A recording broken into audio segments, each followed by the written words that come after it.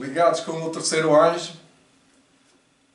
Aqui vamos falar hoje sobre conselho. Bom Deus e nosso Pai, nesta primeira oração, queremos dedicar o nosso coração a Ti antes da apresentação do tema de hoje. Queremos Te sentir,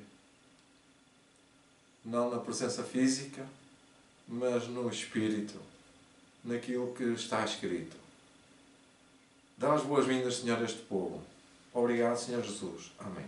Nestas boas-vindas fiz esta oração para vos dizer que estamos aqui para continuar a falar sobre o tema que me propus ontem sobre conselhos. Conselhos sobre Deus, conselhos sobre saúde, conselhos sobre decisões importantes.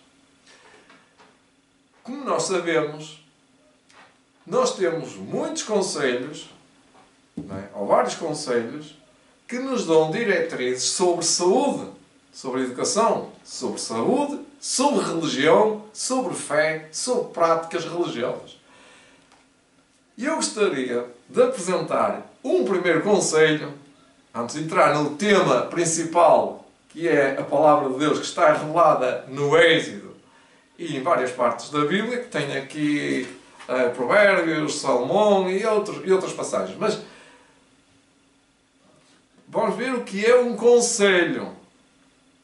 Já está a palavra dita, então o tema é conselhos de sábios só para sábios. Resumindo, já estou a apresentar o tema. Este será o tema. Quais são os benefícios, por exemplo, de ter conselhos de saúde? Eu vou dar um conselho de saúde que diz assim: chá de folhas de figueira. Folhas de figueira. Reparem só os benefícios que as folhas de figueira contêm. É um ótimo remédio para tratar asma, bronquite e outras doenças respiratórias. Só aqui bastava para dizer, já é muito benéfico, mas vai muito para além da bronquite, da asma, das doenças respiratórias.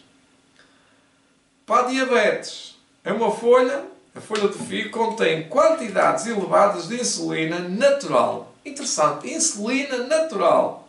E por isso que o seu consumo reduz a necessidade de injetar a substância que a minha mãe usava porque era dependente da insulina, era diabética.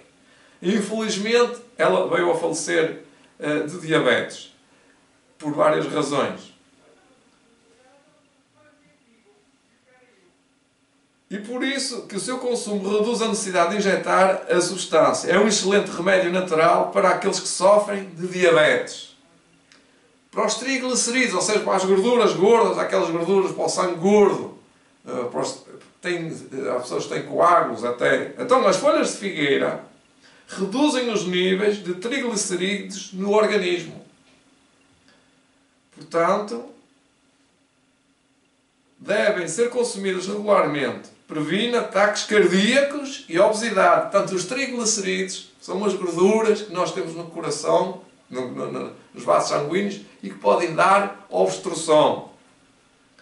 Portanto, o chá, estamos a falar no chá, nos benefícios do chá das folhas de figueira. Para a pressão arterial, o figo é muito importante, fonte de potássio, mineral, eficaz na redução, o potássio é um mineral, eficaz na redução e controle da pressão arterial. Olha, é muito bom. Fiquei com esta ideia, precisamente, é muito ótimo. Mesmo que não tenha pressão arterial, devem tomar. E porquê? Porque a ansiedade, quem sofre de ansiedade, quem sofre até de insónias, a pressão arterial tem que baixar para a pessoa ter mais sono.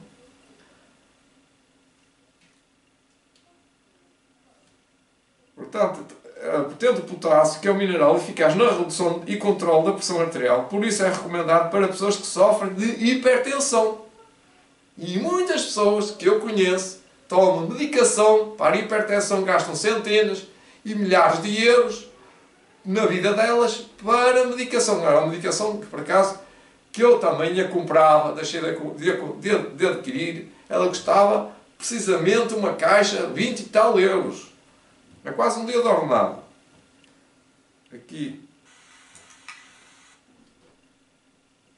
Fala mais ainda, para a pressão arterial, fala para propriedades antioxidantes.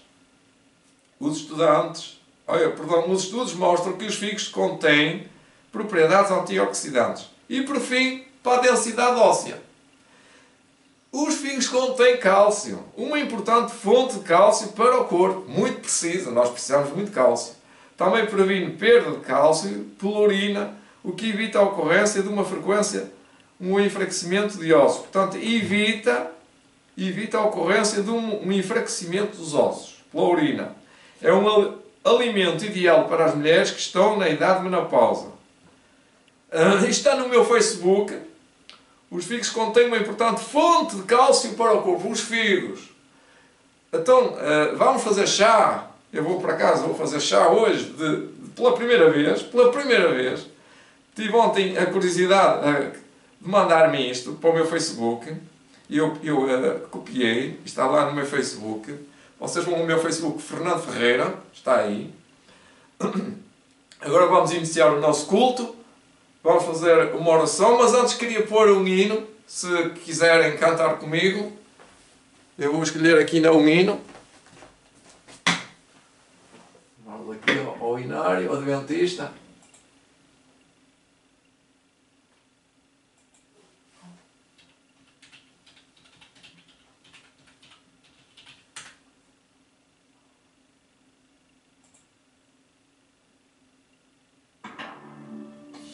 Agora é a sua vez de começar a investir e a lucrar com a Netflix.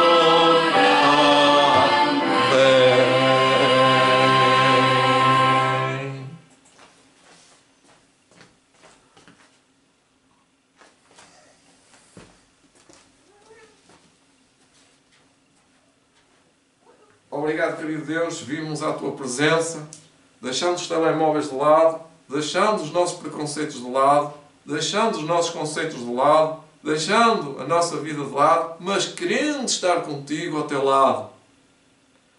Por isso, Pai, queremos ouvir-te, escutar as Tuas palavras, que Tu escolhestes para mim. Vou transmiti-las, Senhor, como fosse Tuas, e são Tuas, Senhor. A Tua palavra é viva e eficaz. São conselhos sábios, são direções, são princípios e valores eternos. Por isso, Pai, te queremos receber. sejam eles de que ordem for, nós aceitamos, Senhor. Damos-te valor, damos-te glória, Senhor, na nossa vida, no nosso testemunho público, no nosso ensino e na nossa maneira de viver. Vem-nos ajudar a partilhar e a viver esta mensagem, em nome do Senhor Jesus Cristo, nosso Salvador. Amém. Bem-vindos, estimados irmãos. Estou no Facebook, Fernando Ferreira. Venha para a minha beira. Já agora, vocês sabiam que hoje, a nível nacional, é o dia em que se devia de adorar a Deus em todo o esplendor. Hoje é sábado, e por ser sábado, estamos aqui reunidos nesta casa, também uma casa de oração, onde 2 ou 3 se reúnem, meu nome é casa de oração. Bem-vindos, estejam bem-vindos, são os meus anjos, são anjos ministros, invisíveis ao meu olho, mas que são esplendorosos e que são os meus conselheiros, os meus amigos.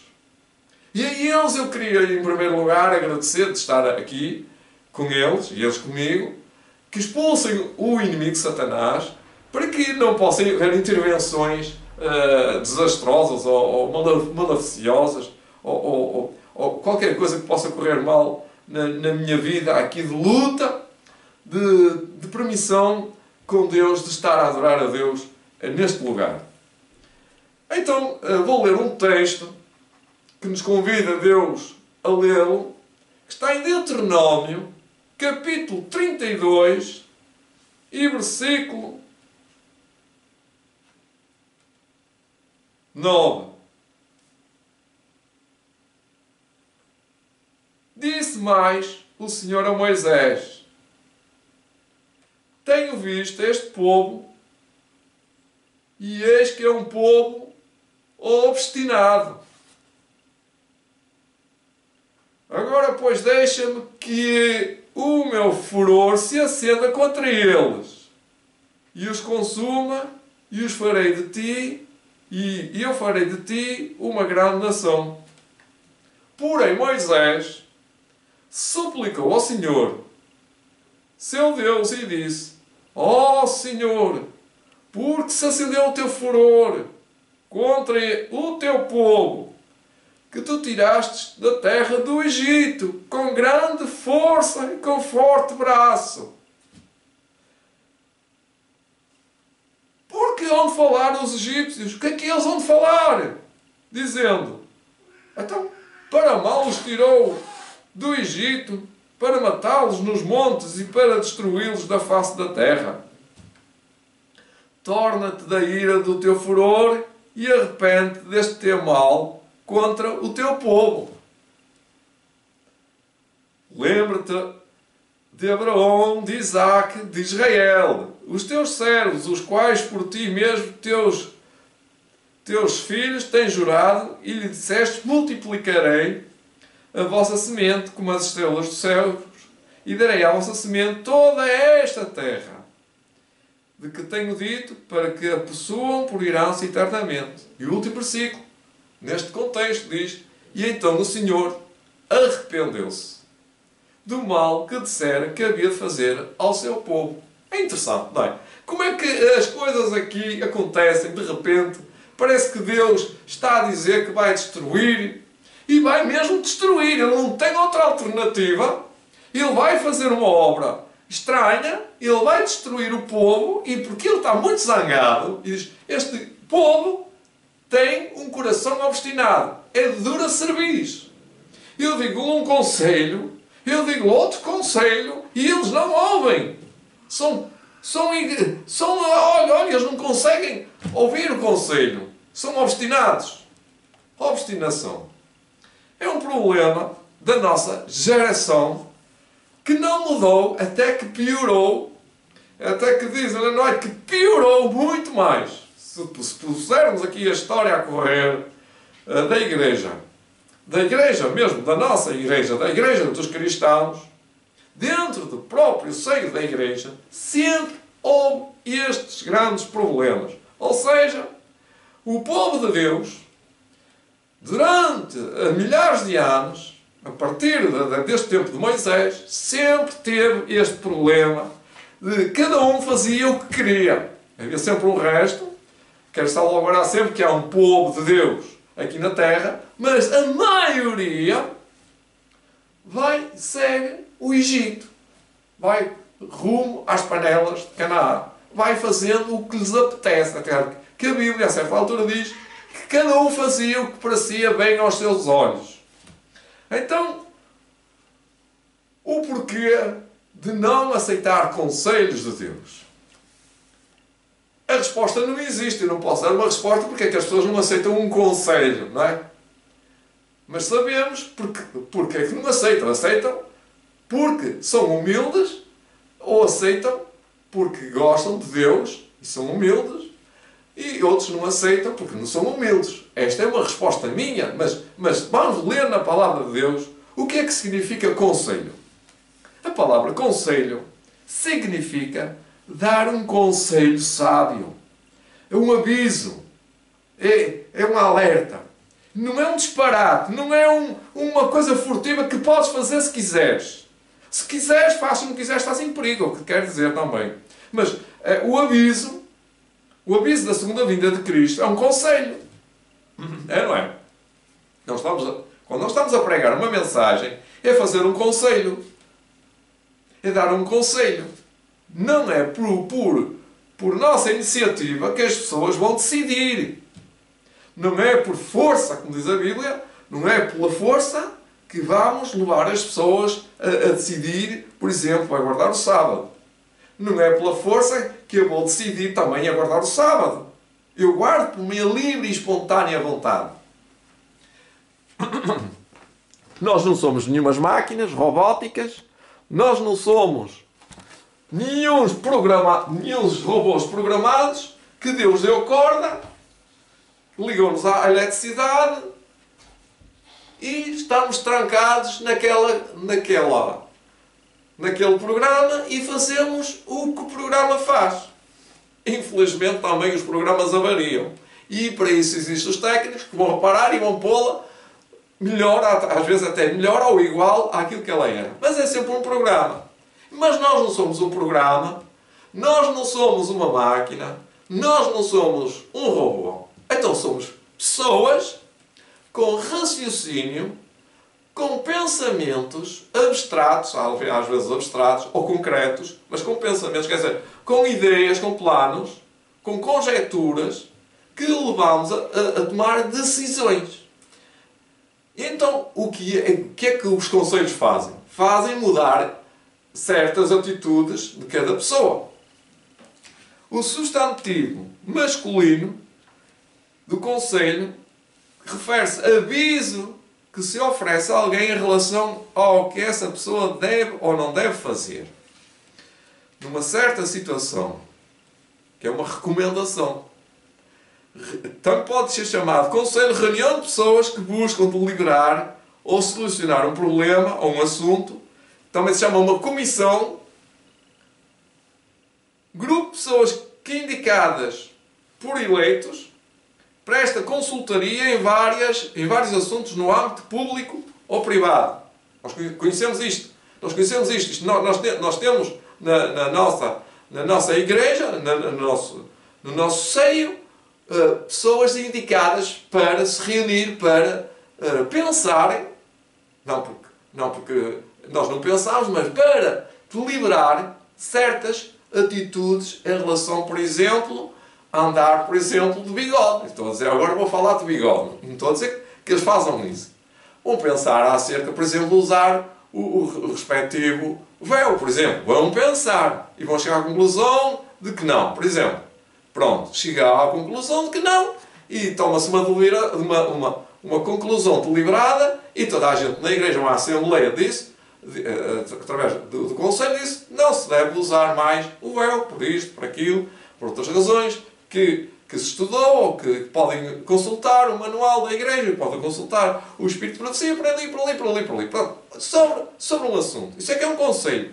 Portanto, um grupo do qual faz parte os diretores de uma empresa, por exemplo, ou também se chama de diretoria, local onde se reúnem os ministros é uma Assembleia, portanto, a Assembleia da República, nós temos também aqui na Europa, local onde se reúnem os ministros, já falei, da Assembleia, mas em que há sensatez, agora fala em homens sábios, sensatezes, sensatos, homens de bom senso, prudência, um sujeito de conselho, ou seja, ele tem uma determinada função de conselheiro. Lembra-se dos juízes no Antigo Israel. Decisão tomada após muita reflexão, muita consultaria com Deus, por exemplo, não se comportava com conselho.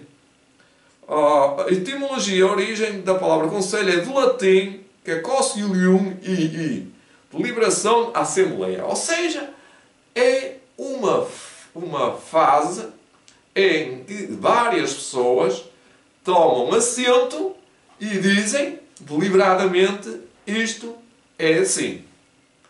Referente aos 10 mandamentos, não pode haver conselhos, não é? Ou seja, não pode haver alterações. Mas podemos, por exemplo, ir para um conselho, por exemplo, tomar café.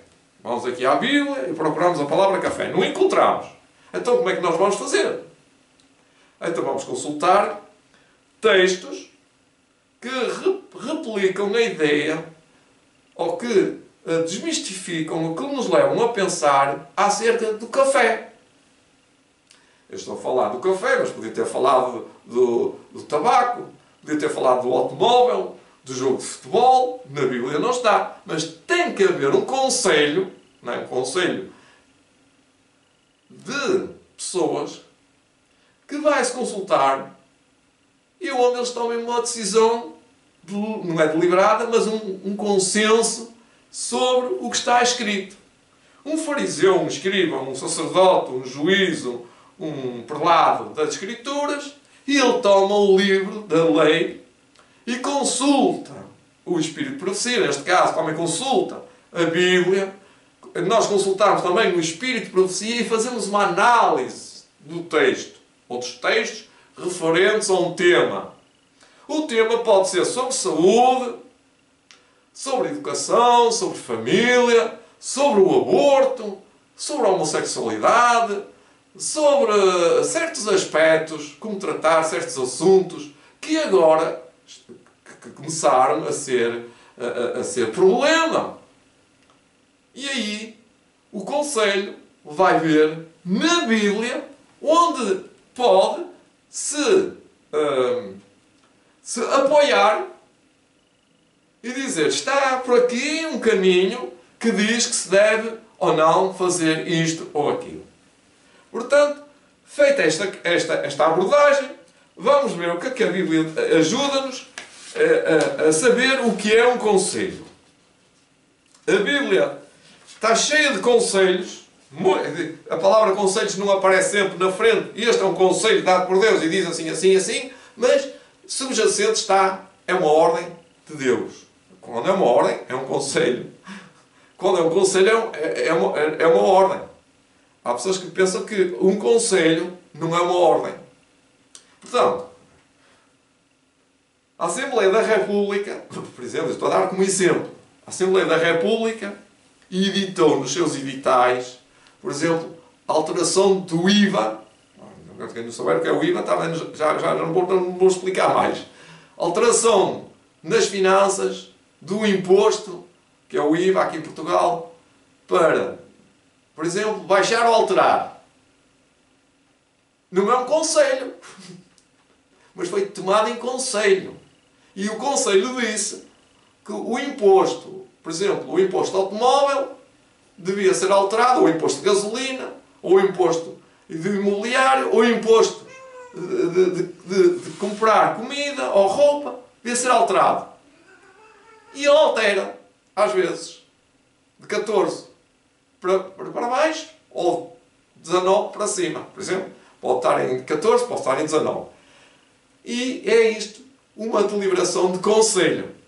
Na Bíblia, não se passa assim desta forma, não há alterações, mas quando se toma uma decisão na Bíblia, quando a Bíblia toma uma decisão, ou quando a palavra de Deus toma um conselho, ele fica sempre resistado. Por exemplo, em relação ao sábado, em relação ao casamento, em relação ao batismo, em relação à Santa Ceia, em relação ao que é uma igreja, em relação ao que é a salvação pela fé. Portanto, não é só um conselho. Embora seja sempre um conselho, porque só aceita quem quiser. Quem quiser não é batizado. Portanto, não é conselho. É conselho para ele. É, mas não é batizado. Portanto, passou a ser um conselho para todos.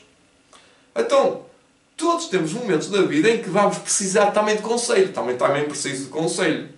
Qualquer um pode dar conselhos. Sim, também pode. Mas nem todos são capazes de dar um bom conselho. Os conselhos dos tolos, não é? Os melhores conselhos são baseados nos ensinamentos da Bíblia. Eu já elaborei este texto. Já pensei como é que isto funciona. Isto não é fácil apresentar este tema, mas eu vou lá chegar, como se costuma dizer. Sempre que alguém nos dá um conselho, ou sempre que alguém dá um conselho a alguém, não podemos seguir o conselho sem pensar e sem pesar as palavras.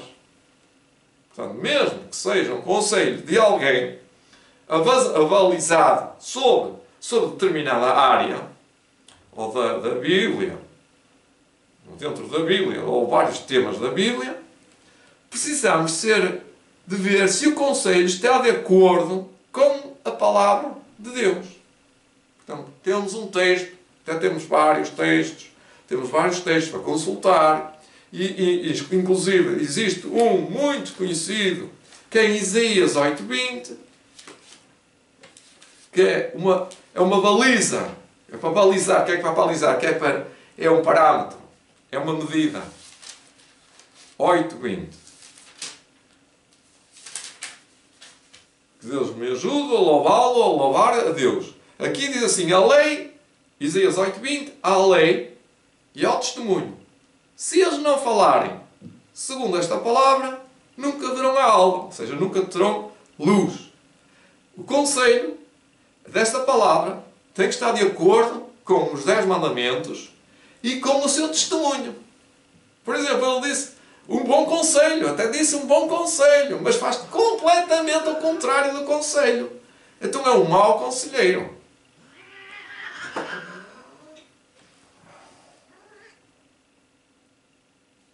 Se tu queres receber ou dar conselhos, peça sabedoria a Deus para seguir os bons conselhos,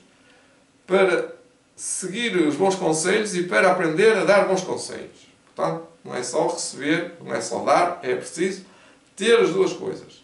Se tu precisas de pedir um conselho, tenha a certeza que a pessoa que te aconselha conhece e pratica as doutrinas da Bíblia. E que tem um relacionamento genuíno com Deus.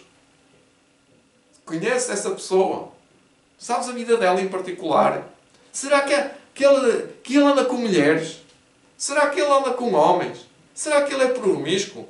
Será que ele é um adúltero? Será que ele é um mentiroso? Será que ele é um ladrão? Será que ele é um genuíno cristão? Aí é que está a questão, muitas vezes. O que a Bíblia agora diz sobre os conselhos. Esta é a melhor parte. É a parte em que eu vou citar Bíblia, textos seguintes. Primeiro, 1 Coríntios 15:33. Não se deixem enganar. As más companhias corrompem os bons costumes. Portanto, cá está. Os conselheiros, às vezes, são muito maus, muito imaturos, muito estabalhoados, muitos sem nexo, sem net, sem nexo, sem rede, sem ligação a Deus. Estão completamente desvirtualizados de Deus. Completamente. E então, as más companhias são essas. Está muito cheio de más companhias. Basta ir à rua e entrar pelas casas de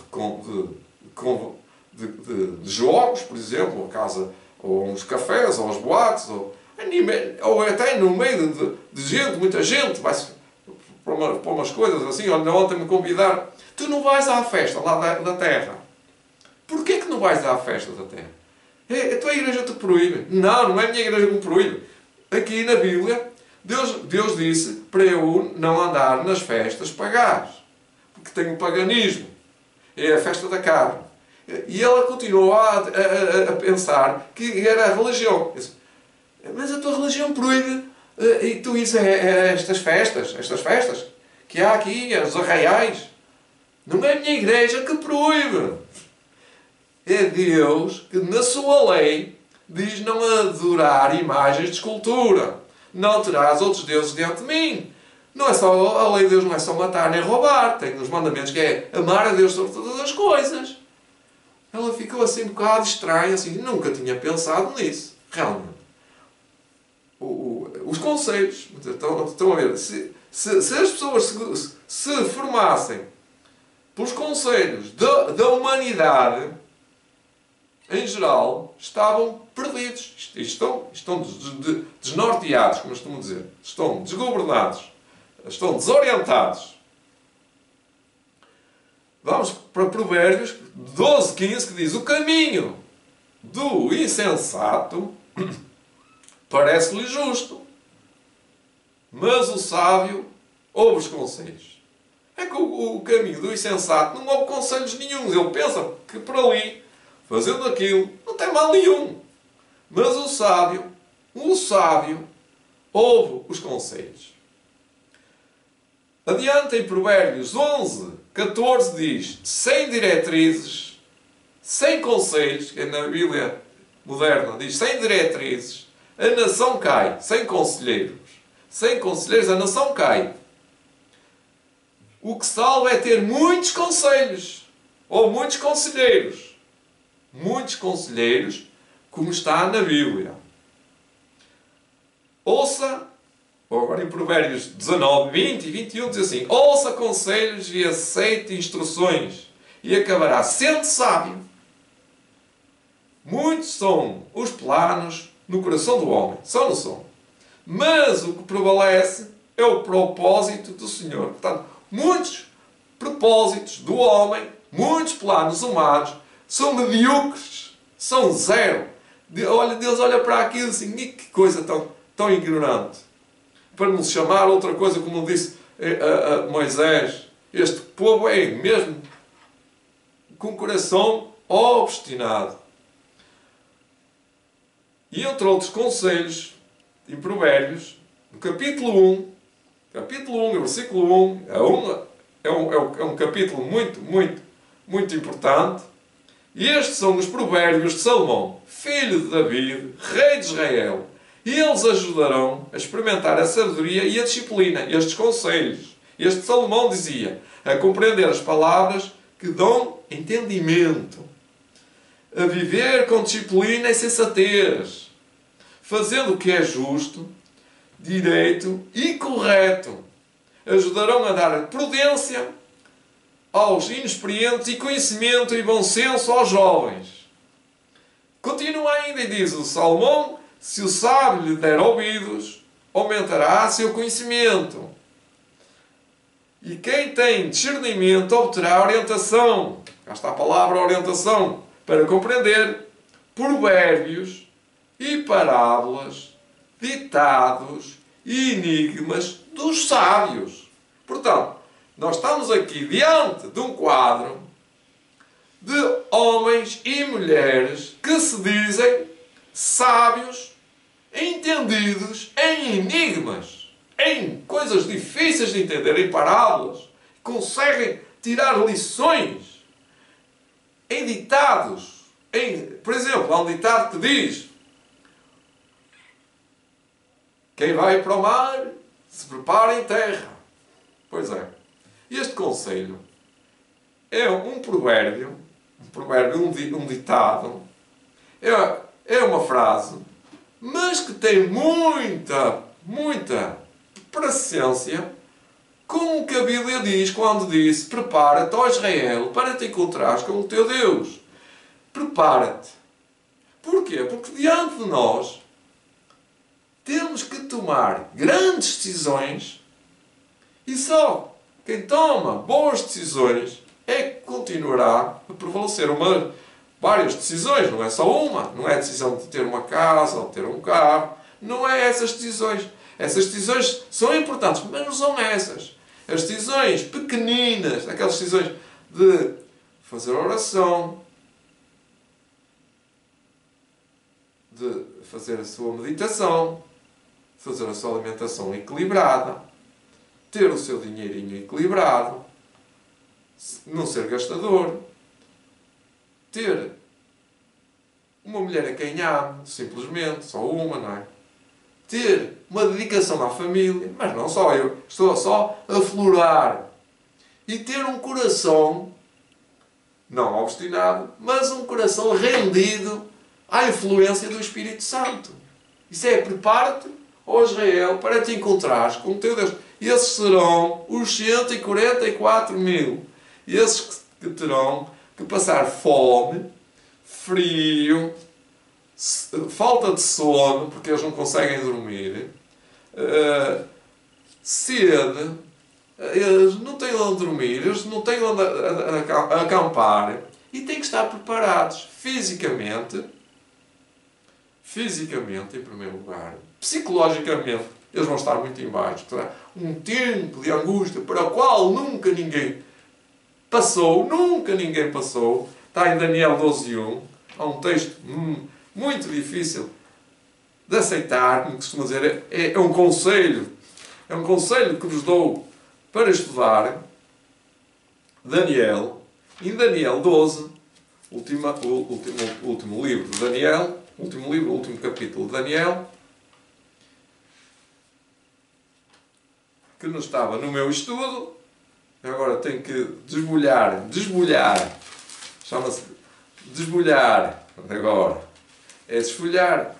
Naquele tempo se levantará Miguel, o grande príncipe que se levanta pelos filhos do teu povo, e haverá um tempo de angústia, qual nunca houve, desde que houve nação até aquele tempo. E eu não vejo esse tempo. Mas naquele tempo, livrar-se-á o teu povo, todo aquele que se achar escrito no livro da vida. Que se achar escrito no livro, diz aqui, que é as palavras de Jesus no céu, que diz, está feito. Aquele que está sujo, suje-se ainda. Aquele que está com lama, fica enlameado. Aquele que está santo, santifique-se ainda.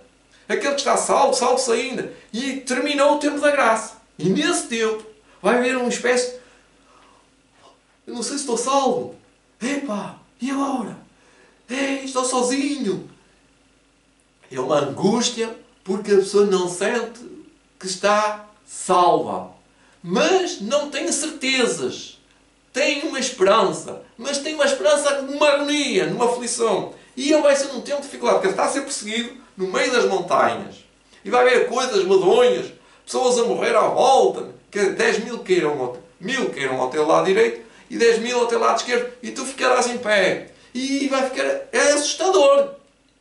É assustador. Para os 144.000 prevalecer, terão que ter uma fibra espiritual que nunca ninguém atingiu até à altura desse momento. Porque é um momento áureo do grande conflito. O grande conflito vai terminar.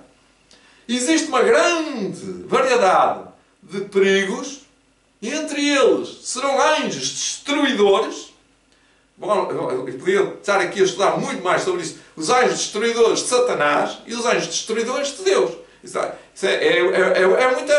muita dentro da Bíblia. Isto é assim, não vou estudar agora. Mas Satanás vai ter anjos a destruir.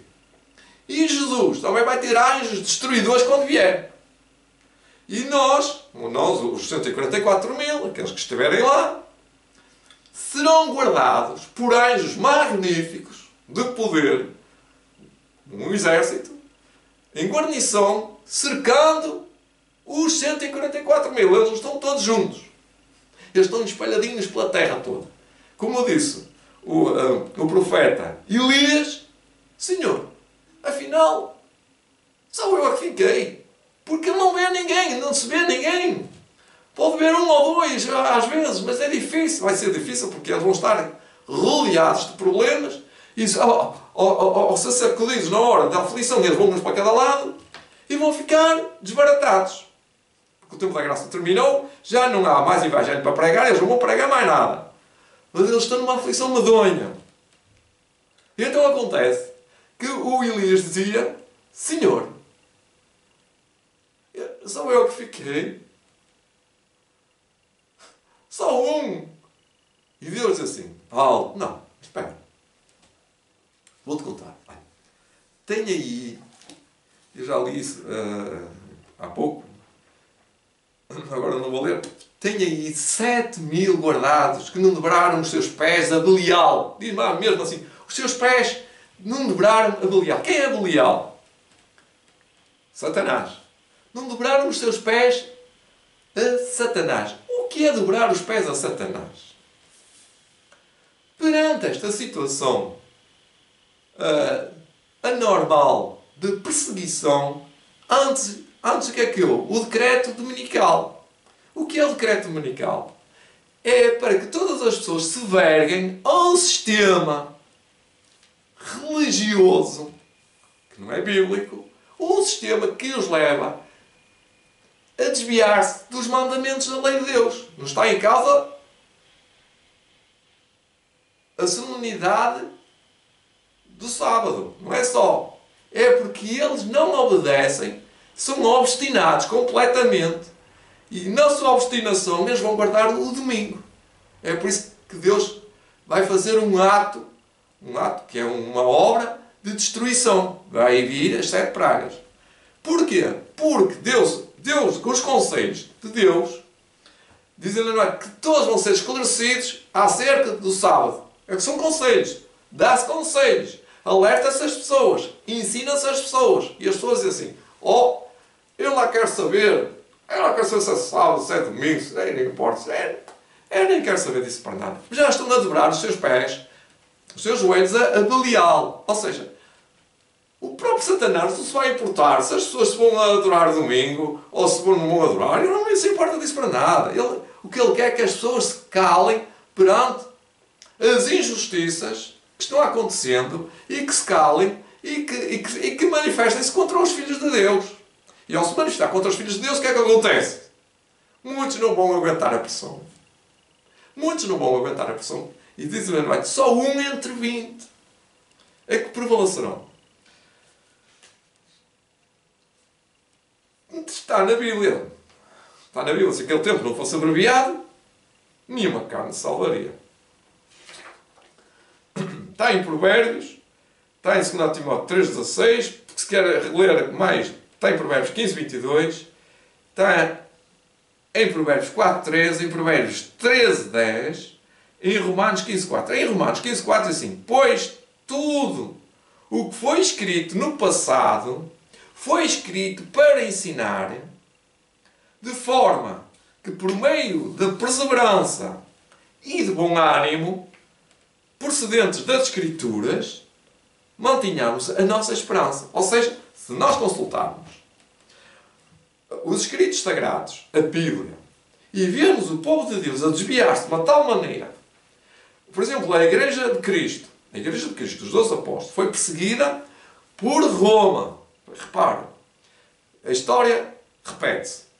A Igreja Romana, a Igreja cristã não era perseguida por outras nações, por outras nações vizinhas. Os cristãos, os primeiros cristãos foram perseguidos por Roma. Isto fica vincado neste vídeo. Foram espezinhados por Roma. Roma dos imperadores. Foi ou não foi? Foi. E diz que Roma continuou o seu curso. Depois passou para o papado. Roma, papado. Agora é Roma, outra vez. O que é que vai acontecer? Roma imperial não existe. Existe um império romano, que a Bíblia diz que é como um animal feroz, que está deitada, ou está está dentro das nações, está à espera das nações. Ela vai ter com as nações. Diz que o mar, ela está no mar. O mar é os povos. Ela espraiou-se. Ela espalhou-se. Ela dominou. E diz às nações, e diz aos povos, e tribos e línguas, adorai o domingo. Está expressamente isso na Bíblia. Está no Apocalipse. Então, a igreja cristã, outra vez a igreja cristã, os cristãos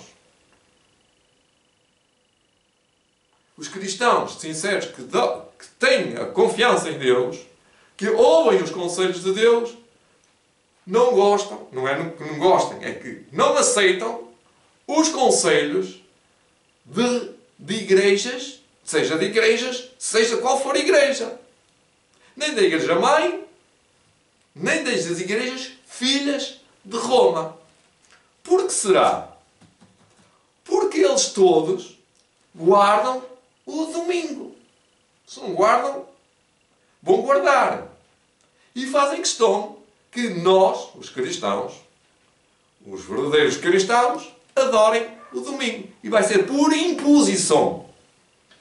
Como agora é imposição sobre qualquer assunto, sobre, por exemplo, que não é um grande problema usar máscara, mas é uma imposição. Quando uma pessoa vai dentro de um supermercado, é uma imposição obrigatória, por várias normas, usar máscara.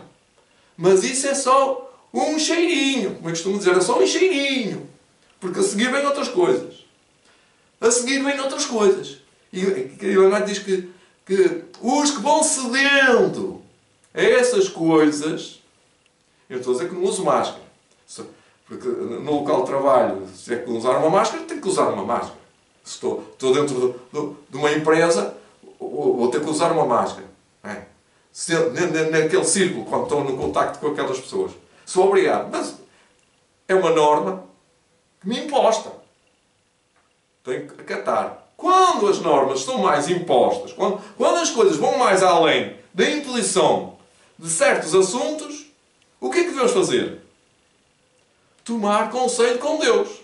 Tomar conselho com Deus muito a sério. E não ouvir o que a minha igreja, ou a tua, ou aquela, ou dela, ou aquele, ou o outro disse. Muitos dizem que não sabem mais o que fazer, já estão desnorteados. Estava agora a dar um vídeo, que era o Terceiro Anjo, a mensagem do Terceiro Anjo, ou o canal do Terceiro Anjo, que estava a dizer já não é uma questão de bom senso, de dar conselhos.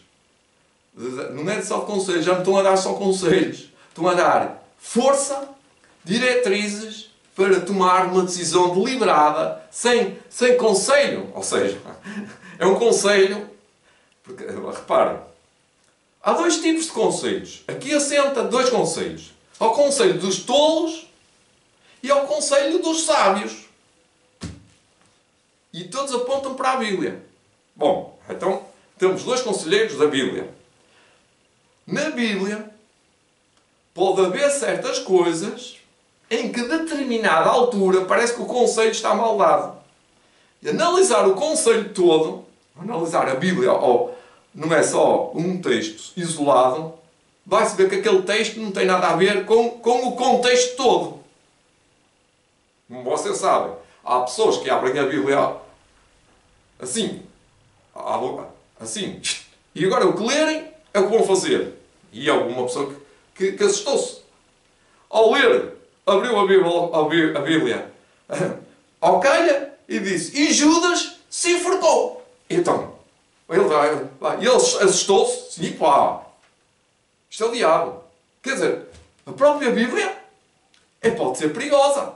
Se a pessoa não estiver com o Espírito de Deus, consciente de todo o conhecimento de Deus, é por isso, descalça os teus sapatos, descalça os teus preconceitos, tu não encontras a verdade.